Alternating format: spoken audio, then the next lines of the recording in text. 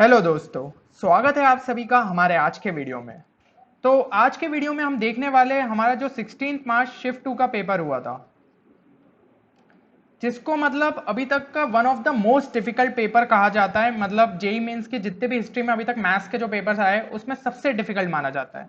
तो यार ये चीज मैं नहीं कह रहा हूँ, ये आप अगर इसका एनालिसिस भी देखें तो लगभग अगर आपके 185 के ऊपर अगर इसमें नंबर आए होते तो आपके 99 प्लस परसेंटाइल बन रहे थे। यानी कि आप समझ सकते हैं कि इस पेपर की टफनेस कितनी ज्यादा थी। और मतलब अगर आपके 90 नंबर के अगर ऊपर आते तो आप 90 प्लस परसेंटाइल की रेंज में पहुंच जाते। तो अब आपको लग रहा होगा यार इतना जब टफ पेपर आया था तो क्या इसमें ट्रिक्स पॉसिबल थी, क्योंकि आप देख चुके हैं कि मैं इससे पहले आपके लिए फेब जो अटेम्प्ट है उसके ज्यादातर शिफ्ट के जो है पेपर की ट्रिक्स लेके आया था। देन मार्च में भी आपको बता दूं कि मैंने 16 मार्च शिफ्ट 1 के ऊपर ट्रिक्स का वीडियो ला चुका हूं पहले ही। अगर आपने नहीं देखा है तो पहले जाके उसे चेक कर लीजिए। इसकी लिंक मैं जो है आपको पिन कमेंट में दे दूंगा। साथ ही साथ जो है हमारा 17 मार्च शिफ्ट 1 का पेपर था उसकी भी ट्रिक्स मैं ला चुका हूं। और ये जो ट्रिक्स का वीडियो आया था ये हमारे नए चैनल पे आया है जो कि है अपना प्रेप रैंकर। तो ज्यादातर मतलब अब जो शॉर्ट ट्रिक के वीडियोस आने वाले हैं ना वो इस चैनल पे हम लोग अपलोड करेंगे, क्योंकि थोड़ा सा मतलब इस चैनल पे चीजें मिक्सअप हो रही थी। तो उस चैनल पे अपनी फ्रीक्वेंसी काफी ज्यादा रहेगी इस चैनल के मुकाबले, मतलब शॉर्ट ट्रिक्स के लिए। बाकी जो आपका रेगुलर यूजफुल कंटेंट है वो तो इस चैनल पे लगातार आता ही रहेगा। तो सुप्रीत और मैं मिलकर आपके लिए लाते ही रहेंगे इस पे कंटेंट। बाकी वहां पे आपको शॉर्ट ट्रिक्स के वीडियो थोड़े ज्यादा मिलेंगे, और आज पॉसिबली मैं आपके लिए फिजिक्स का भी वीडियो वहां पे अपलोड करूंगा, क्योंकि बहुत सारे बच्चों की डिमांड थी कि भैया सिर्फ मैथ्स के शॉर्ट ट्रिक के वीडियो आ रहे हैं तो वो फिजिक्स का भी चाहते हैं। तो मैं ट्राई करूंगा कि फिजिक्स का वीडियो भी आज अपलोड कर दूं। तो आज अपन देखते हैं फिर 16 मार्च शिफ्ट 2 का पेपर, और आपके मन से मैं वो डर हटाता हूं कि टफ अगर शिफ्ट अपनी जो है टफ आ जाए तो क्या उसमें शॉर्ट ट्रिक्स पॉसिबल नहीं है। तो थोड़ा सा अगर कॉमन सेंस लगाए, दिमाग को खुला रखे, तो अपन हर जगह ट्रिक्स भी लगा सकते हैं और उस क्वेश्चन को इजीली सॉल्व कर सकते हैं। थोड़े बेसिक फॉर्मूलेस ऑब्वियसली अपन को पता होना चाहिए और उसकी मदद से अपन क्वेश्चंस को इजीली सॉल्व कर सकते हैं। चलिए तो पहला क्वेश्चन देखते हैं। अब यहाँ पे क्वेश्चन दिया है if 3 points 1 comma -1 b 0 comma 2 and p point देके रखा है x dash y dash are given such that the area of triangle PAB। भाई 3 पॉइंट्स देके रखा है, सबसे पहले हमारे मन में एकदम से दिमाग में आता है कि भाई फटाफट डिटर्मिनेंट बनाओ, x1 y1 1 और x2 y2, और इस तरीके से अपन डिटर्मिनेंट बना के इक्वल टू 5 करो। यही हमारे दिमाग में आता है। पर मैं कहूंगा आप यार एक बार इसको फिगर पे ड्रॉ कर लो। जो दोनों पॉइंट्स दिए 0,2 अपना कहां पे हो जाएगा, 0,2 ये वाला पॉइंट हो गया, और 1,-1 कहां पे हो गया, 1 यहां पे, तो 1,-1 ये हो गया। अब एक काम करिए, इसको प्रॉपर इस तरीके से जो है इन दोनों से पास होती हुई अपन लाइन ड्रॉ कर लेते हैं। तो ये हो गई अपनी लाइन, ठीक है। तो ये हो गई अपनी लाइन। अब अगर इस लाइन की इक्वेशन मैं निकालूं, 2 पॉइंट की दी है तो यार इजीली अपन निकाल भी सकते हैं। तो वो अपनी क्या हो जाएगी, सिंपली y-2/x-0, और स्लोप क्या हो जाएगा इसका 3/-1। तो सिंपली इसको थोड़ा सा रीअरेंज कर लेते, 3x प्लस वाई, और यहाँ पे क्या हो जाएगा 3x plus Y -2 equal to 0। चलिए तो ये लाइन की इक्वेशन मिल गई। अब बोला है कि and p lies on the line 3x plus y -4 lambda. जो p की बात करी गई है वो 3x प्लस वाई -4 लैम्डा पे जो है वहां पे है। तो अगर भाई ध्यान से देखो 3x प्लस वाई -4 लैम्डा और इस दोनों इक्वेशन को, तो यार अपन को सीधा सीधा समझ में आ रहा है दोनों का स्लोप तो सेम है। यानी कि इसके एक जस्ट पैरेलल लाइन ड्रॉ की गई है जहां पे वो कोई भी कहीं पे मतलब एक पॉइंट P लाई कर रहा है। ठीक है, ये चीज हो गई। तो अपन को यार इतनी चीज क्लियर हो गई, और इस P के कोऑर्डिनेट्स अपन को इजीली अपन निकाल पाएंगे, ठीक है ना। तो अपन को चलो P के कोऑर्डिनेट्स भी निकालने की जरूरत नहीं है। अब आप ये चीज देखो, एक ट्राइंगल अगर मैं इधर पे ड्रॉ कर रहा हूं तो ये वाली जो डिस्टेंस है ये बता दीजिए कितना हो जाएगा, 0,2 और 1,-1 के बीच। तो ये हो जाएगा टोटल डिस्टेंस अपना 1 स्क्वायर प्लस 3 स्क्वायर, यानी कि ये हो गया अपना √10। इसकी वैल्यू पता चल गई। अब इस ट्राइंगल में अपन को बेस पता चल गया, हाइट पता चल सकती है क्या, ये h। अरे बिल्कुल इजीली पता चल सकती है। दो पैरेलल लाइंस के बीच का डिस्टेंस क्या होता है, c1 minus c2 upon √a1 square plus b1 square. ठीक है ना, यही तो होता है अपना सिंपली। तो ये चीज कर दीजिए। और तो c1 माइनस c2 क्या हो जाएगा, 4 लैम्डा माइनस ऑफ 2, तो ये हो गया 4 लैम्डा माइनस 2, और √a square plus b square which will be √10। तो ये हो गया डिस्टेंस। तो भाई ये अपनी हाइट हो गई, ये अपना बेस हो गया, और एरिया देके रखा है 5। तो इस वाले को अपन मिटा देते हैं और फाइनल आंसर निकाल लेते हैं। हाफ इंटू बेस हो गया √10 इंटू ये हाइट हो गई 4 lambda minus 2 upon √10 is equal to 5। यहाँ पे सिंपली कर दिया, रूट टेन कैंसिल, ये 10 इधर गया तो लैम्डा आ गया अपना इक्वल टू 3। देखिए कितने मतलब अपन ने जो नॉर्मल फॉर्मूले से अपन ने पढ़े, half into base into height, ठीक है, और पैरेलल लाइंस का कॉन्सेप्ट, उसकी मदद से इजीली सॉल्व कर लिया। बाकी बच्चे क्या होते हैं, डिटर्मिनेंट बनाते हैं, फिर उसमें वेरिएबल्स में फंस रहे हैं। पर यार वेरिएबल्स में क्यों फंसना, थोड़ा सा एक बार फिगर बनाओ, अपने आप चीजें कलेक्ट करने लगती है। ठीक है, तो ये क्वेश्चन अपना यहाँ पे इस तरीके से अपन सॉल्व कर सकते, तो अपना फाइनल आंसर हो जाता ऑप्शन 4। चलिए अब अपन देखते हैं नेक्स्ट क्वेश्चन। तो नेक्स्ट क्वेश्चन में क्या दिया, let f be a real valued function defined on, यहाँ पे आपकी जो है वो देके रखी है डोमेन, तो and given by f x अपन को देके रखा है। अब पूछा है then in which of the following intervals function f x is increasing.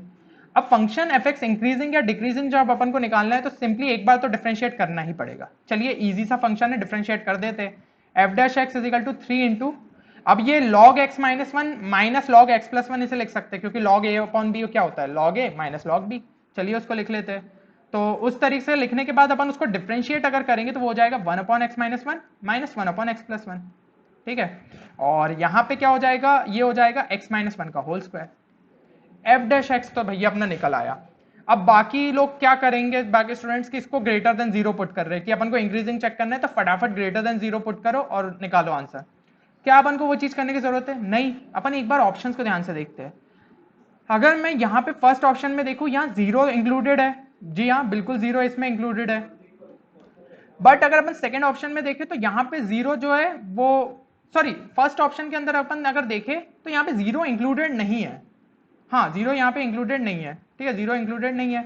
Second option में देखें तो भाई यहाँ पे जीरो इंक्लूडेड है, सेकंड में जीरो है, थर्ड में भी जीरो है, फोर्थ में भी जीरो है। तो एक बार ऑप्शन भाई अपन जीरो डाल के देखते हैं एफ डैश एक्स में क्या हो रहा है। अगर ये वैल्यू ग्रेटर देन जीरो आई तो फिर ठीक है, मतलब अपन को 2 3 4 को चेक करना पड़ेगा और फर्स्ट अपना एलिमिनेट हो जाएगा। इनकेस अगर जीरो नहीं आई तो फर्स्ट अपना आंसर हो जाएगा। तो चलिए चेक करते हैं, इसके अंदर जीरो डाला तो ये हो गया 3 अपॉन 1 अपॉन ये हो गया माइनस वन, माइनस जीरो यहाँ पे डाला तो 1, माइनस 2 अपॉन यहाँ पे जीरो डाला तो ये हो गया 1, और ये हो जाएगा अपना माइनस वन, और यहाँ पे माइनस वन माइनस टू, ये हो गया माइनस 6, और ये हो गया माइनस 2। अरे ये वैल्यू तो भाई नेगेटिव आ गई, ये वैल्यू नेगेटिव आ गई, यानी कि जीरो जो है वो अपना आंसर में नहीं हो सकता है। तो सिंपली अपना ऑप्शन 2, ऑप्शन 3, ऑप्शन 4 सब कैंसिल हो गए, यानी कि ऑप्शन 1 ही अपना सही आंसर होगा। तो इस तरीके से यार ऑप्शन एलिमिनेशन से, नहीं तो बाकी स्टूडेंट्स क्या होते हैं, यहाँ पे अपना एलसीएम ले रहे हैं, फिर उसके बाद जो भी चीजें क्वाड्रेटिक बन रही है नहीं बन रही है, जैसे भी करके अपने निकाल रहे एफ डैश एक्स की वो, ठीक है ना, रेंज, तो उस तरीके से करते हैं। बट अपन ने तो यार थोड़ा सा स्मार्ट ट्रिक लगाई यहाँ पे, ठीक है, जीरो डायरेक्ट सेट करके चेक किया क्या जीरो पे हो रहा है। इनकेस दो ऑप्शन आते तो कोई और एक वैल्यू उठा के देख लेते, उसकी मदद से। चलिए अब अपन देखते हैं नेक्स्ट क्वेश्चन। तो नेक्स्ट क्वेश्चन में देख रखा है, angles a, b satisfying the equation 3 sin square a plus 2 sin square b is equal to 1 and 3 sin 2a is equal to 2 sin 2b। तो वैल्यू पूछिए a plus 2b की। अब यार नॉर्मल स्टूडेंट्स के दिमाग में क्या आता है कि a plus 2b दिया, तो अब एक काम करो, cos a plus 2b या sin a plus 2b करके उसको एक्सपेंड कर दो और फिर किसी तरीके से यहाँ से वैल्यू मॉडिफाई करके वहां पे डाल देंगे। बट अगर अपन ध्यान से देखें ना यार, अपन एक ट्राई करते हैं कि ये जो b वाला है इसको 2b में कन्वर्ट कर लेते हैं, मतलब जो जो अपन को एंगल्स की जरूरत है a और 2b उस फॉर्म में इसे लाते हैं। तो ये हो गया 3 sin square a प्लस मतलब 2 sin square b को उधर भेज दिया, तो ये अपना क्या हो जाएगा cos 2b। तो a और 2b मिल गए, चलो भाई बढ़िया है, ये तो अच्छा हो गया। अब यहाँ पे चेक करूं तो क्या मैं 2a से a में जा सकता हूँ, बिल्कुल जा सकता हूँ। इसको 3 into 2 sign A cos A लिख लीजिए, और यहाँ पे क्या हो जाएगा, इसको तो भाई 2b तो अपन को चाहिए ही, तो 2b रहने दीजिए, उसको 2 sin 2b। दो इक्वेशन मिली। अब यहाँ पे यार एक सीधा सीधा काम करो, इसको डिवाइड कर दो इससे, तो ये क्या हो जाएगा 3 3 कैंसिल, साइन ए कैंसिल, तो ये हो गया 1/2 कॉस ए, और एक साइन ए भी ऊपर रहेगा, ये चीज हो गई। अब यहाँ पे अगर इसको डिवाइड करें तो ये क्या हो जाएगा 1/2, ये हो गया 1/10 2b। तो भाई यहाँ पे 2 2 कैंसिल हो गए, 10a 10 2b is equal to 1। भाई एक चीज अपन को सीधी सीधी सी पता है, अगर 10a 10b इक्वल टू 1 दिया रहता है, इसका मतलब a प्लस बी क्या होता है π/2। अगर ये चीज है तो यहाँ पे क्या हो जाएगा a प्लस 2b अपना क्या हो जाएगा सिंपली π/2। दो स्टेप्स के अंदर अपना फाइनल आंसर आ गया, बिना कुछ मतलब कहीं और एक्स्ट्रा की प्रॉपर्टी यूज की है। तो ऑप्शन 2 जो है वो अपना सही आंसर रहेगा। तो ये चीज यार मेरे हिसाब से आपको क्लियर होगी कि अगर ये इक्वल टू 1 है तो a प्लस बी π/2 क्यों आएगा, क्योंकि 10a प्लस बी करे अपन, अगर उसकी आइडेंटिटी लिखे तो वो क्या हो जाती है 10a प्लस 10b अपन 1 माइनस 10a 10b। अब अगर भाई नीचे वाला term 10a 10b equal to 1 आ गया तो डिनोमिनेटर क्या हो जाएगा 0, यानी function not defined. Function not defined कहाँ पे होता है, π/2 पे 3π/2 और इस टाइप की वैल्यूज। चलिए आगे की कोई वैल्यूज दी नहीं है इसलिए अपन π/2 को टिक करके आगे बढ़ेंगे। तो यहां तक आई थिंक आप लोगों को चीजें क्लियर होगी। तो जितना कॉम्प्लेक्स नहीं करना है ना क्वेश्चन को उतना मत करिए, ठीक है, उसको सिंप्लीफाइड रहने दीजिए। अपन को पता था अपन को अप्रोच कैसे जाना है, हर एंगल को ट्राई करना है कि ए और 2b के फॉर्म में रखे, मैंने वही ट्राई किया। नहीं तो बाकी क्या करते, इस पे लगाते cos a + 2b और उसके थ्रू ट्राई करते कि वहां पे अपन कोई वैल्यू सेट करे, पर वो थोड़ा सा लंबा अप्रोच हो जाता है। चलिए तो नेक्स्ट क्वेश्चन है अपना यहाँ पे, a plane passing through the points a 42,0,0 और b 0,42,0 और 0,0,42। यार तीनों पॉइंट्स देख के अपन को सीधा स्ट्राइक करना चाहिए। ये तो यार x axis y axis z axis पे लाई कर रहे हैं, तो सिंपली प्लेन की इक्वेशन कैसे लिख सकते हैं अपन, x + y + z = 42। Direct equation लिखी अपन ने। अब इन नंबर्स को ध्यान से देखो, जो एक्सप्रेशन दिया है 11, 19, 12, यार दिमाग में स्ट्राइक करना चाहिए। 11 + 19 + 12 भी तो 42 होता है, 30 + 12 = 42। खत्म। इसको जो है 42 को ब्रेक कर लो इस फॉर्म में, x - 11 + y - 19 + z - 12, तो यहाँ पे क्या आ जाएगा, = 0। देखिए बस अपन ने ब्रेक कर लिया, अब तो क्वेश्चन में कुछ बचा ही नहीं है। इसको a मान लो, इसको b मान लो, इस वाले को b मान लो और इसको c मान लो। अब यहाँ पे बस इनकी जगह वैल्यूज पुट करते जाओ, तो ये हो जाएगा 3 प्लस एलसीएम अगर ले ले तो ये सिंपली क्या हो जाएगा, मतलब यहाँ पे सबका अगर एलसीएम ले ले अपन, तो यहाँ पे अपन को x - 11 का होल स्क्वायर से और मल्टीप्लाई करना पड़ेगा। तो ऊपर क्या हो जाएगा, ऊपर भी x - 11 से मल्टीप्लाई करेंगे, स्क्वायर से मल्टीप्लाई करेंगे, तो ये हो जाएगा a³। एक स्टेप के अंदर लिख रहा हूं मैं। सिमिलरली यहाँ पे क्या हो जाएगा, b³, इधर क्या हो जाएगा c³, और यहाँ पे x + y + z की जगह क्या है, x + y + z तो अपन को भाई 42 दे के रखा है, तो ये 42 होगा, ठीक है ना। इसका समझो ये मतलब 42 दे के रखा है, तो 14 से यहाँ पे कैंसिल कर देंगे, तो हो जाएगा 3/x - 11 y - 19 z - 12। जबकि एलसीएम में क्या आ रहा था, x - 11 का होल स्क्वायर, y - 19 का होल स्क्वायर और z - 12 का स्क्वायर, तो ABC से और मल्टीप्लाई करना पड़ेगा। तो बस अपन कर देंगे, तो ये हो जाएगा -3ABC, ठीक है, ABC से मल्टीप्लाई कर दिया और नीचे क्या आ गया, a² b² c²। अब यहाँ पे ये क्या हो जाएगा, सिंपली अपन को एक चीज पता है कि a + b + c अगर 0 है तो a³ + b³ + c³ = 3abc होता है। ये तो यार बचपन से पढ़ते आ रहे हैं अपन, ये आइडेंटिटी खत्म, इसका यूज कर दिया तो ये इक्वल टू क्या हो जाएगा, 0, यानी फाइनल आंसर क्या हो जाएगा अपना 3, यानी कि फर्स्ट ऑप्शन। तो इस तरीके से आप देख रहे हैं, मतलब कुछ भी नहीं लग रहा था अपने को, ऐसा कोई प्लेन का बहुत खतरनाक सा कॉन्सेप्ट नहीं लगा, प्लेन की इक्वेशन लगी और फिर बस थोड़ा सा दिमाग लगाना था, दिमाग को इतना खुला रखना था कि भाई 42 को कैसे ब्रेक कर सकते हैं। पता नहीं मतलब अपन क्यों दिमाग में एक इमेज सेट हो गई कि ये टफेस्ट पेपर है। अगर थोड़ा सा अपन दिमाग खुला रख के करते हैं ना, कुछ ट्रिक्स को यूज करते हैं, तो अपन ऐसे ही क्वेश्चंस मतलब 11-12 क्वेश्चन तो यूं ही निपटा लेते इसके। चलिए अब अपन अगला क्वेश्चन देखते हैं। If area of triangle of ABC having two of its sides as 5 and 12, उसका देके रखा 30 square unit, then the value of 2r + r, जहां पे r सर्कम रेडियस और r रेडियस। तो ये क्वेश्चन तो हो गया भाई अपने प्रॉपर्टीज ऑफ ट्राइंगल का, वहां पे फॉर्मूलेस दिए रहते हैं और उसकी मदद से अपन को सॉल्व करना रहता है, ठीक है। बट यार स्पेशल केस है अपना ये, ठीक है, तो अपन को वो फॉर्मूलेस भी लगाने की जरूरत नहीं है, जिनको याद नहीं रहता उनके लिए तो ये बहुत ही बेनिफिशियल हो जाएगा। देखिए एरिया ऑफ ट्राइंगल देके रखा है और दो साइड देके रखी है 5 and 12। जैसे ही 5 and 12 दिमाग में आए, भाई सोचो ना, ये तो एक पाइथागोरस ट्रिपलेट के दो वो हो गए, 5, 12 और 13। तो क्या ये तीसरा साइड जो है वो 13 है, चलिए चेक करते हैं। तो अगर मैं इसको 5 बोल दूं, इसको मैं 12 बोल दूं, तो ये 13 हो गया। तो इसका एरिया निकालूं तो ये क्या होगा, ये 90 डिग्री है, half into base into height, तो हाफ इंटू 5 इंटू 12। भाई ये क्या दे रहा है, ये तो 30 दे रहा है। अरे ऑब्वियसली 30 दे के रखा है भाई एरिया, तो मतलब पक्का ये राइट एंगल ट्राइंगल बन रहा है।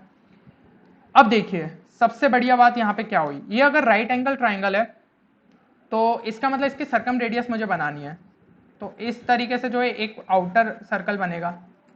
अब अगर भाई ये यहाँ पे ये ट्राइंगल 90 डिग्री सबटेंड कर रहा है, ठीक है, तो ये पक्का डायमीटर होगी, क्योंकि अपन ने ये प्रॉपर्टी पढ़ी है, डायमीटर जो है सर्कल के कहीं भी सर्कमफेरेंस पे 90 डिग्री का एंगल सबटेंड करता है, प्राइमरी क्लासेस में पढ़ी है ये चीज, है ना। तो ये चीज है, यानी कि पक्का डायमीटर होगी। अगर ये डायमीटर है तो इसका रेडियस कितना हो जाएगा, 13/2 विच इज इक्वल टू 6.5। तो सर्कम रेडियस तो अपन ने यूं ही निकाल लिया भाई, कोई फार्मूला नहीं लगाना पड़ा, सर्कम रेडियस यूं ही निकल आ गया। अब इन रेडियस निकालने के लिए, तो इन रेडियस भी भाई आप सिंपल ज्योमेट्री से कर सकते थे, ठीक है। तो वहां के लिए मैं आपको एक सिंपल सा फॉर्मूला बता देता हूँ राइट एंगल ट्राइंगल के लिए, बहुत बढ़िया। तो वो क्या होता है अपना, इन रेडियस जो है ना डायरेक्ट निकलता है। इन रेडियस ये मतलब छोटा वाला जो सर्कल इसके अंदर तीनों साइड्स को छूता हुआ बनेगा, तो इसका जो अपना रेडियस होता है वो क्या होता है, a plus b minus c by two, c यहाँ पे हाइपोटेनस होता है और ये बाकी दो साइड का सम, तो a प्लस सी क्या हो जाएगा 5 प्लस 12 माइनस 13 अपॉन 2, यानी कि सिंपली आ गया इक्वल टू 2। तो पुट कर दीजिए 2 इंटू 6.5, ये हो गया अपना क्या बोलते हैं 13, 13 प्लस 2 इज इक्वल टू 15। तो यहाँ पे अपना आंसर आ जाएगा फाइनल 15। तो बहुत सारे स्टूडेंट्स ने ये भी लिखा था कमेंट सेक्शन, भैया न्यूमेरिकल के लिए बताओ। भाई न्यूमेरिकल के भी इसमें भी तो आप इस तरीके से ट्रिक लगा सकते हो, हमेशा अगर ऑप्शन एलिमिनेशन नहीं लगता है तो नॉर्मल चीजें सोचो, एकदम चीजों को ऐसा नहीं कि भाई प्रॉपर्टीज ऑफ ट्राइंगल का है तो उसी के फॉर्मूले लगेंगे, नहीं यार अपन ने तो थोड़ा मतलब दिमाग लगा के भी इसको सॉल्व कर लिया। ठीक है, तो राइट एंगल ट्राइंगल के लिए प्लीज ये चीज याद रखना, इन रेडियस वाला जो ये फॉर्मूला है ना बहुत ज्यादा काम आता है। देन कुछ इसकी जो इंपॉर्टेंट प्रॉपर्टीज जैसे रहती है इक्विलेटरल ट्राइंगल की कि सारी जो पॉइंट्स रहते हैं वो कोइंसाइड करते हैं, ठीक है ना, अपना सरकम सेंटर हो गया, इन सेंटर हो गया, ये सब चीजें, तो ये सब जो है बहुत इंपॉर्टेंट पॉइंट्स हो जाते हैं क्योंकि किसी भी क्वेश्चन में कभी भी ये चीजें यूज हो सकती है। तो नेक्स्ट क्वेश्चन अपनी स्क्रीन पे ये रहा कि let C be the locus of the mirror image of a point on the parabola y square is equal to 4x with respect to the line y is equal to x, then the equation of tangent to C at p2, 1। भाई यहाँ पे notice करने वाली line है कि with respect to the line y is equal to x। यार मैं अपने पिछले वीडियोस में भी ये चीज आपको समझा चुका हूँ, ठीक है, अभी जो कोनिक सेक्शन का डाला था मोस्ट एक्सपेक्टेड क्वेश्चन उसमें तक ये चीज मैंने आपको समझाई थी कि y is equal to x line के अलग अगर किसी कर्व का मिरर इमेज बोला गया है, ठीक है, तो आप खुद सोच के देखिए, जैसे अगर मैं y इज इक्वल टू ई की पावर x की बात करूं तो वो इस तरीके से बनता है, और y is equal to ln x की बात करूं तो वो अपना इस तरीके से बनता है ना, यानी कि भाई ये दोनों एक दूसरे के क्या है, मिरर इमेज है along the line y is equal to x, और ये दोनों इसलिए एक दूसरे के क्या होते हैं, इनवर्स होते हैं। तो simply y square is equal to 4x का जो इनवर्स फंक्शन होगा वो अपना हो जाएगा लोकस। बाकी स्टूडेंट्स क्या है वहां लोकस निकालने बैठ जाते हैं, अरे भाई लोकस निकालने की जरूरत क्या है, जब ये लाइन दे दी है तो सिंपली इसका इनवर्स निकाल दो ना, तो x को y से रिप्लेस कर दो, y को x से, ये हो गया अपना x square is equal to 4y, simple. अब इसको भाई टेंजेंट फॉर्म में लिखना है, तो टेंजेंट फॉर्म के लिए भी ये चीज मैंने आपको उसी वीडियो में बताई थी, एक्स स्क्वायर को xx1 से रिप्लेस करा करो, y स्क्वायर को yy1 से रिप्लेस किया करो, x को रिप्लेस किया करो x प्लस x1 बाई 2 से, और y को रिप्लेस किया करो y प्लस y1 बाई 2। इसकी मदद से आप कोई भी कर्व से आप उसके टेंजेंट वाले फॉर्म में पहुंच सकते हैं। तो x स्क्वायर को xx1 से रिप्लेस किया और इसको y प्लस y1 बाई 2 से। तो सबके लिए टेंजेंट फॉर्म अलग अलग याद रखने की जरूरत नहीं है, ये सिंपल सा बस फॉर्म याद रखिए। अब यहाँ पे 2,1 इस टेंजेंट को ऑब्वियसली सेटिस्फाई करेगा, तो डाल दो उसके अंदर 2x इज इक्वल टू, ये कैंसिल हुआ तो 2 इंटू यहाँ पे क्या आ जाएगा अपना y प्लस 1, ये 2 भी कैंसिल, तो x minus y is equal to 1, यानी कि ऑप्शन फर्स्ट अपना सही आंसर है। तो देखिए दो एक स्टेप में अपना जो ये आंसर भी निकल आया। वही कह रहा हूँ यार कितने सिंपल क्वेश्चन थे, आप खुद ही सोच रहे होंगे अब, ठीक है ना, कि भाई अपन को बस थोड़ा सा दिमाग अपना ओपन रखना है कि ये चीज यार अपने फंक्शंस में पढ़ी होगी ऑब्वियसली, तो हाँ लोकस निकालने की जगह आप डायरेक्ट इस चीज को यूज करते हैं ना कि x से y को रिप्लेस करो, y को x से, तो अपने को इनवर्स मिल गया उसका, और फिर उसकी टेंजेंट फॉर्म लिख के कर दो।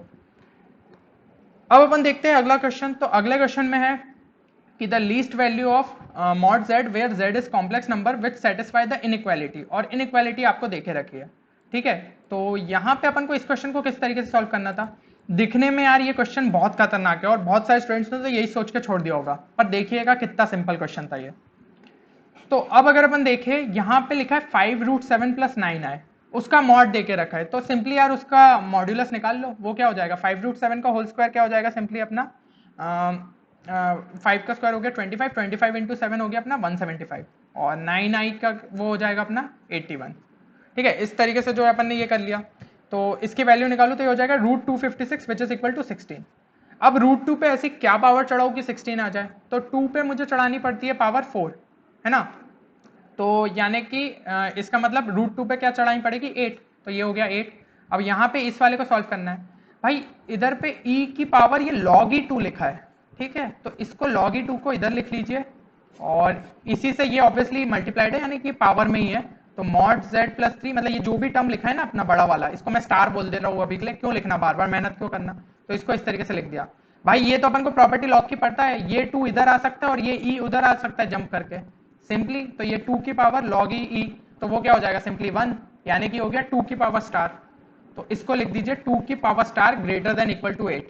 अब 8 को क्या लिख सकता हूँ 2 क्यूब, भाई ये अपन इस फॉर्म में पहुंच गए, यानी star must be greater than equal to 3, और स्टार क्या लिया था, ये मॉड z वाला जो टर्म्स लिखे हैं ना, वो mod z plus 3 into mod z minus 1 upon mod z plus 1 greater than equal to 3, ये चीज लिखी है। अब बाकी स्टूडेंट्स क्या करेंगे, अच्छा इसको इधर मल्टीप्लाई करो और फिर उसके बाद क्या बोलते, उसके बाद अपन इस साइड सब्ट्रैक्ट करो और फिर करके सॉल्व करो, क्यों इतनी मेहनत करनी है? देखो यहाँ पे देके रखा है the least value of mod z और z is a complex number बोला है, तो अपन सिंपलेस्ट कॉम्प्लेक्स नंबर लेते हैं ना, z is equal to a plus i भी होता है, यानी अगर b इज इक्वल टू 0 भी हो गया तो भी वो कहलाएगा तो कॉम्प्लेक्स नंबर ना, कि उसका कोई रियल पार्ट ले रहे। तो आप सिंपली z की जगह इक्वल टू 3 रूट 5 2 8 इनसे चेक कर लो वैल्यू कि किसमें वो ग्रेटर देन इक्वल टू 3 रह रहा है। अब least value of mod z पूछिए, इसका मतलब पक्का यहाँ पे greater than equal to sign की जगह इक्वल टू 3 आएगा।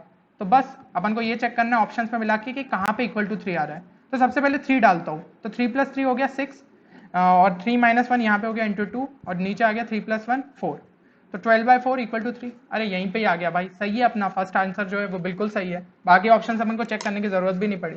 तो देखिए मतलब आप कितना ज्यादा अपना टाइम सेव कर सकते थे और कि ये क्वेश्चन कितना इजी था। मतलब बाकी लोग तो यार देख के ही डर गए होंगे कि भाई क्या अजीब सा एक्सप्रेशन लिखा है, पर अपन अगर उस पर थोड़ा सा फोकस करें तो अपन उसको कितना टाइम ज्यादा अपन सेव कर सकते थे। तो यहीं पे मतलब अपन का जो है शॉर्ट ट्रिक्स के मतलब जो जो अपन क्वेश्चन में लगा सकते थे वो अपन ने देखा। साथ ही साथ इसके अलावा कम से कम 4 से 5 क्वेश्चंस तो ऐसे थे जिनमें आपको डायरेक्ट फॉर्मूला अप्लाई करना था, डायरेक्ट फॉर्मूला अप्लाई। तो सोचिए आप कितने सारे क्वेश्चंस, तो मतलब ये आपके जो अपन ने 7-8 क्वेश्चन किए वो, साथ ही साथ ये 4-5 क्वेश्चन जो है ये मिला के आप कितना ज्यादा अपना परसेंटाइल रेस कर सकते थे, क्योंकि इसको बोला गया है टफेस्ट पेपर, यानी कि यहाँ पे तो भाई थोड़े से मार्क्स पे अच्छे खासे परसेंटाइल मिल सकते थे। तो वही है, अगर थोड़ा सा शॉर्ट ट्रिक्स लगा लिए, थोड़े से फॉर्मुलेस लगा लिए तो सारा मन का डर चला जाता है, कितना भी टफ से टफ शिफ्ट आ जाए, जैसे कि अगर थर्ड अटेम्प्ट में भी कोई अपना टफ शिफ्ट रहता है तो उसको भी आप इजीली सॉल्व कर सकते हैं। बाकी जो अपना आज फिजिक्स का भी एक वीडियो आने वाला है तो वो अपने नए चैनल प्रेप रैंकर पे ही आएगा, ठीक है, तो आप उसको भी ध्यान से सब्सक्राइब कर लीजिए। साथ ही साथ उसको भाई अपने दोस्तों के साथ भी शेयर कर दीजिए, जितना प्यार आपने 10Q चैलेंज को दिखाया थोड़ा उस पर भी दिखा दीजिए, ताकि उसको थोड़ा सा रीच मिले और अपन उस पर भी ट्राई करेंगे कि ज्यादा से ज्यादा अपने वीडियोस की फ्रीक्वेंसी अच्छी रखे। तो यहाँ पे मतलब बाकी कंटेंट तो अपना आता ही रहेगा, बिटसेट रिलेटेड भी कंटेंट मिलने वाला है, जेई रिलेटेड भी मिलने वाला है, बट वो हो जाएगा कि शॉर्ट ट्रिक्स का अपन थोड़ा स्पेसिफिक वहां पे चलने देंगे ताकि आपको सारी चीजें वहां पे अच्छे से समझ में आते रहे।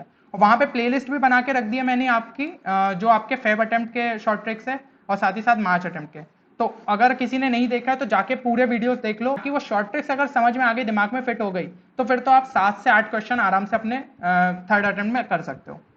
चलिए तो फिर मिलते हैं अगले वीडियो में किसी एक नई ट्रिक कॉन्सेप्ट या स्ट्रेटेजी के साथ। तब तक आप लोग अपना ख्याल रखिए और थर्ड अटेम्प्ट को ध्यान से फोड़िए, ठीक है, मतलब अच्छे से फोकस रखिएगा। अगर मान लीजिए नहीं भी हुआ, थोड़ा इधर उधर हो भी जाता है तो अपने यहाँ सभी यार फोर्थ अटेम्प्ट है उसमें अच्छा कर लेंगे।